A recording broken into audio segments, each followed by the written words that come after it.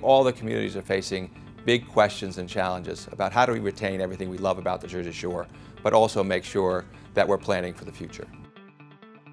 Our weather has been interesting, at least recently. We seem to get a lot more really heavy rain events, which have caused considerable flooding that we haven't seen in a long, long time.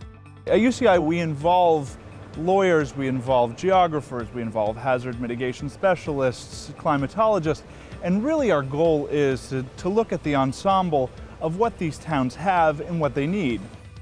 We can take some of the studies that have been done about the health of the Barnegat Bay or the New York Harbor Estuary Program, and we can sit down with the communities and say, what can they do differently at the local level that can have a positive influence on their environment?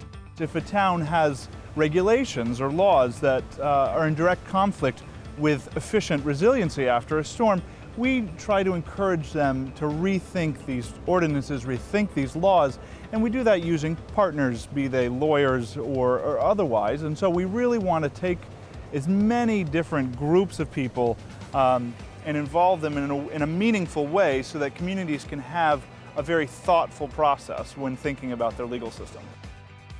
We're not Rutgers, we don't do deep sea oceanography, but we partner with them on projects.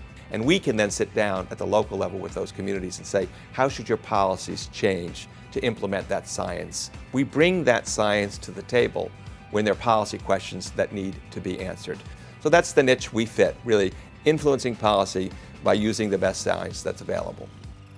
Even if you only look at it as just a purely academic exercise, it's a good practice to try and figure out what you would do, because it won't take much of a rise in sea level to cause most of these coastal communities a major problem. Flooding is a huge issue, has always been in New Jersey. That gets worse as you increase impervious surface and increase development upland in the watershed. How much development can we sustain and also sustain the environment? We have some big challenges. I do think you see a change in the next generation to think about how to live sustainably on an individual basis, how to live sustainably in their community. And again, at Monmouth, we increasingly are asking students to have a global perspective. So how are we going to have a sustainable world in the future?